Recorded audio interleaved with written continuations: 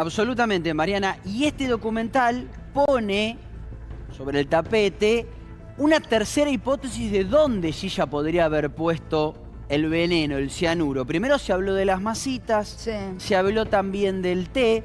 Este documental lo que expone, algo que estaba en el expediente, una tercera posibilidad, que en realidad lo que hacía Gilla Murano cuando llevaba las masitas para sus amigas, era llevarles una especie de digestivo o algo por el estilo para que cuando se sintieran mal por la cantidad de masitas que le daba, ellas lo tomaran y después ¿Y cómo se aseguraba que lo murieran. tomaran? Claro. Bueno, ahí hay toda una gran controversia. Lo que explica el documental y lo que dice el expediente, que una de las posibilidades era que le daba la masita. Como eran mujeres grandes, mayores, ella llevaba masitas con dulce de leche, con crema Se pastelera. aseguraba que le cayeran mal. Y era previsible que les pudiera caer mal, entonces Gilla le hablaba muy bien de ese digestivo, ellas se tomaban el digestivo, porque aclaremos que tenía que ser un digestivo que lo tomen, o un veneno que lo tomen sin la presencia de ella, porque si no, se morían al instante. Claro. Entonces, Ellos ese lo tomaban después. lo tomaban cuando estaban solas y no había forma de conectarlo con Gilla. Esa es una hipótesis. Todo esto surge, obviamente, del expediente, ¿no? Porque se ha ficcionado tanto el caso de Sí. Gilla Murano que ya no sabemos qué es verdad,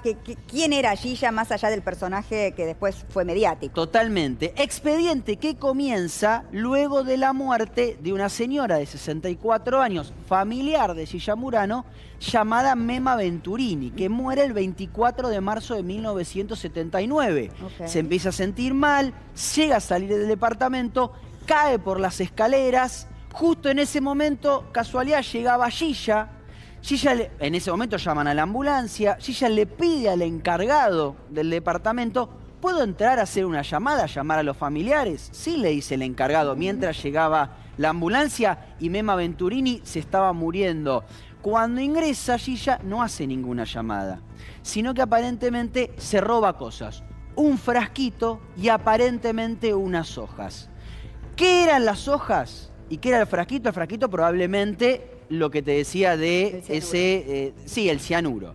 ¿Qué se robó también? ¿O qué se podría haber robado? Unos pagarés, porque Gilla le debía plata a Mema Venturini y se creía que por eso la mataron. ¿Cómo se dan cuenta de esto?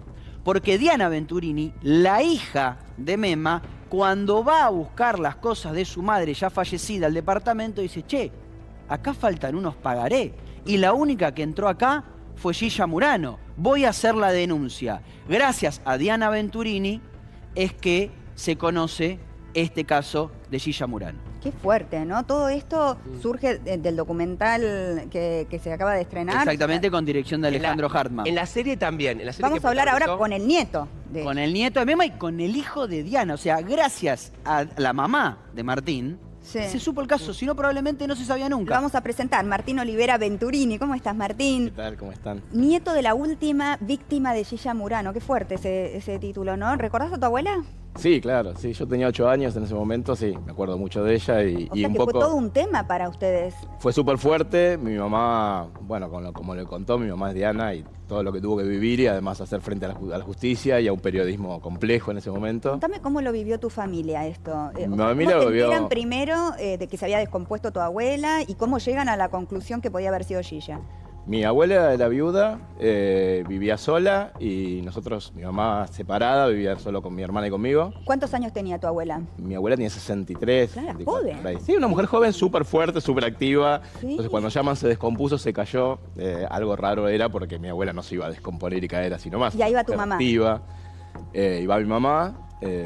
Y nosotros, vamos mi mamá y bueno, o sea, ahí ya cuando fue mi mamá ya estaba en el hospital, ya la habían llevado al hospital. ¿Cuándo empieza a sospechar tu mamá que había ¿Cómo? sido Gilla? ¿Cuándo empieza a sospechar tu mamá de Gilla? Mi mamá no le gustaba nada, a muchos no nos gustaba nada Gilla, ¿no? La Gilla tenía era una idea. mujer bastante desagradable. Ah, sí. Pero la situación fue, nosotros pensábamos que sí tenía que ver, no pensábamos que podía tener que ver con la muerte, sino con el tema este de la estafa, ¿no? Ella siempre estaba pidiéndole plata y le daba un poco más. Bueno, porque esto es lo que hacía Gilla con la mayoría de sus víctimas, o sea, les pedía plata y luego cuando tenía que devolverle esa plata, que supuestamente se la iba a devolver con intereses, la hacía reinvertir el dinero, ¿no? Y de esta manera iba estafando a todos. Claro, la hizo 2 o 3 veces, o sea, le dio un poco más y un poco más 2 o 3 veces, y ella ya hacía como 3 o 4 meses que tenía que entregarle la plata y O sea que para la familia era un tema que no le estaba entregando la plata a Gilla. Sí, porque mi abuela, era plata de mi abuela y plata de mi mamá, que estaba buscando para comprarnos una casa que nosotros alquilábamos, entonces el objetivo era ayudar a no tener que alquilar más. Y mi abuela estaba re mal por esa situación. Claro. Lo que pasa es que realmente cuando murió, lo que menos pensamos, o sea, no pensamos en principio eso, pensamos, bueno, justo se aprovechó de la muerte para robarse los pagarés. Claro. Qué jodida esta Gilla. Eso es lo que pensaron, sí. Lo que pasa es que de pronto ya se convierte como una especie de rockstar. De verdad, en los 90, cuando va al programa de Mirta, se convierte como una figura muy requerida. De hecho, hasta se hace un musical.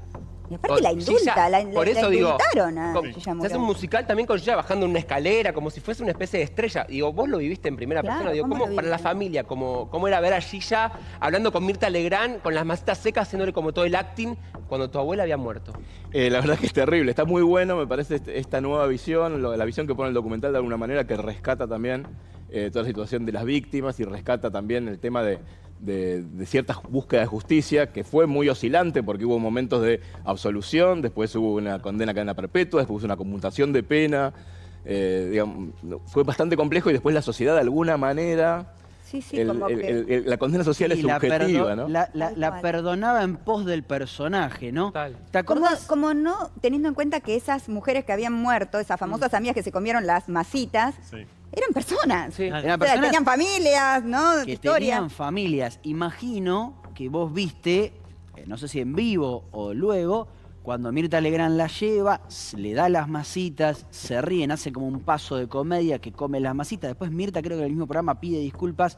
Pero ¿cómo te sentiste vos cuando viste eso de Gilla jugando con Mirta con las masitas?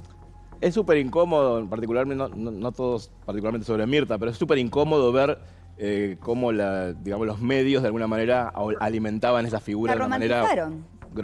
Entiendo que es grotesco y es bizarro y entiendo que hay una fascinación en ver este tipo de figuras, pero realmente en Gilla nunca hubo un arrepentimiento, nunca hubo una búsqueda de... ¿Qué dijo tu mamá recomponer cuando la eso. vio sentada en la mesa de Mirta? Mi mamá no la pudo ver, mi mamá no puede ver eso, no lo vio. O sea, lo vio ahora con el documental ayer. Que ¿lo vio? Sí. Sí, lo vimos ¿Qué juntos. sensación tuvo?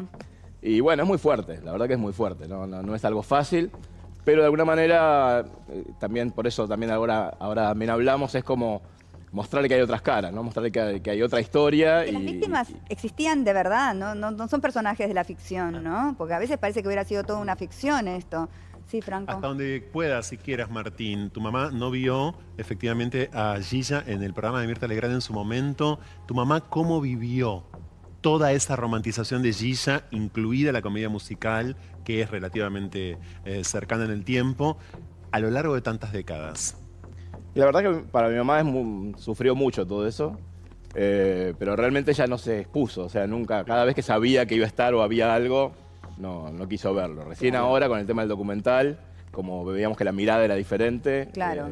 ¿por Porque qué? está basado más en la investigación, ¿no? Y no en el personaje ficcionado de Gilla. A ver, mi mamá, más allá del tema de los medios, lo que le interesaba era la justicia. Entonces ella fue, hizo la denuncia, siguieron cuando hubo... ¿Cuánto fue la condena original que le dieron? Perpetua. Perpetua. O sea, primero la absuelven, ¿Y después por- le dan perpetua, después Menem ¿Por qué le indultan? Hubo una Bueno, es un absolución. indulto. Hubo una absolución. La primera absolución Una absolución. La Cámara, la Libertad perpetua, condicional.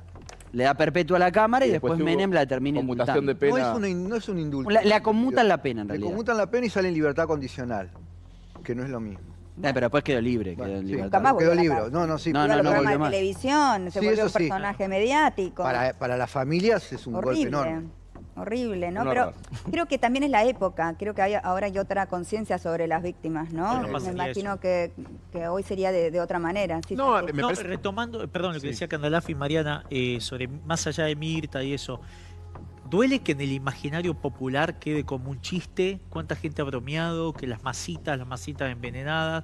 ¿Y si te ha tocado alguna vez que alguien hiciera ese chiste de mal gusto delante tuyo? Sí, por supuesto.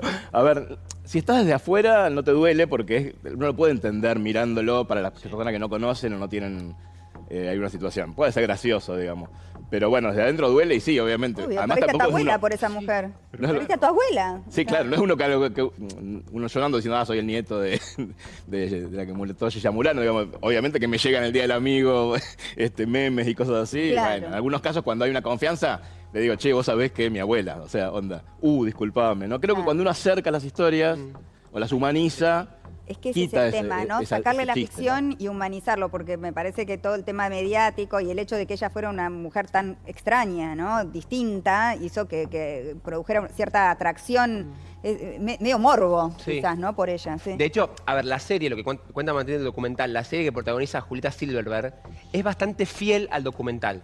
Digo, se sabe que tu mamá fue la persona que desenmascara, lo hace, no sé si acá pasó lo mismo, vos me lo contarás, como que en el funeral de tu abuela, perdón que me remite a ese momento, Gilla intenta ir a una habitación a buscar los pagaré, y ahí tu mamá la encuentra.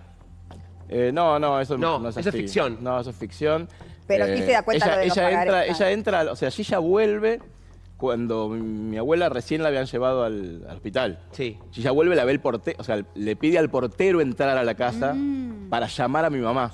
Y ahí se roba. Y ahí busca los Y pagarés. ahí busca cosas y se lleva, y Era el viva, portero ve que se agarró unos papeles y que se agarró un frasquito y se lo cuenta a mi mamá. Y después se mete en la ambulancia.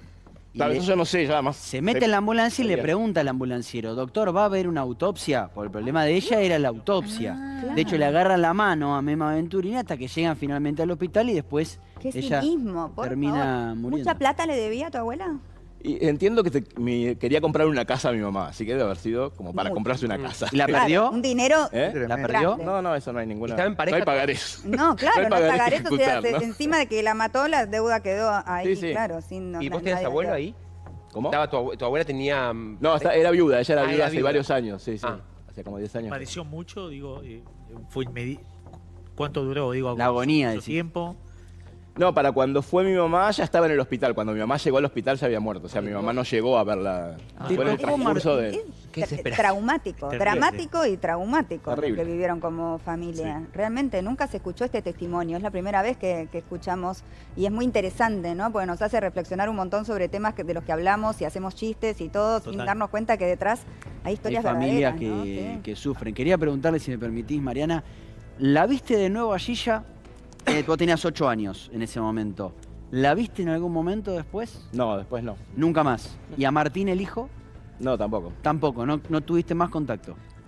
A raíz del documental nos pusimos en contacto por teléfono y hablamos un rato con Martín. Contame esa charla, porque Martín fue el primero, ¿no? Martín es la víctima viva de Gilla. Exacto, Claramente. exactamente. De hecho, lo quiso matar, dice Con una Martín. torta de cumpleaños envenenada. sí. Ujú, sí. ¿Y qué te dijo él? Y no, a ver, nos surgió la idea de charlar, así que estuvimos media hora charlando por teléfono. Él está en Mar del Plata, yo vivo en La Plata. Él necesitaba contar, creo que él necesitaba hacer una catarsis. Él tenía la sensación de que nosotros también teníamos como un problema con él, Claro. por la familia. Y la verdad que, no sé, nosotros entendemos la historia y entendemos que él también fue una víctima. Así que no, la verdad que fue una linda charla y tenemos pendiente encontrarnos Qué en bueno. algún momento. Qué bueno. Él remató las famosas tazas, ¿no? Exacto. La tetera. La tetera y todo eso, Exactamente, sí, sí. sí. Y escribió un libro y fue el primero, la verdad, en ponerla, digamos, sacarla del personaje romántico. Bueno, y contó ¿no? que Gigi intentó matarlo. Sí, eso Que es es terrible. Una leche interesante chocolatada también. y una La torta. cuestión de la tetera realmente es muy interesante porque entiendo que la compró un privado seguramente y estará formando parte de alguna colección, pero ¿se haría lo mismo con un arma de fuego con la que un No. asesino mató a alguien? Es una pregunta. Entonces, ese tipo de datos contribuye y mucho a convertir a estos asesinos, en este caso esta asesina, en personajes muy, muy pintorescos. Y es a partir de su puesta en escena, para mí, que se explica por qué hay muertes que importan, muertes que no importan, asesinos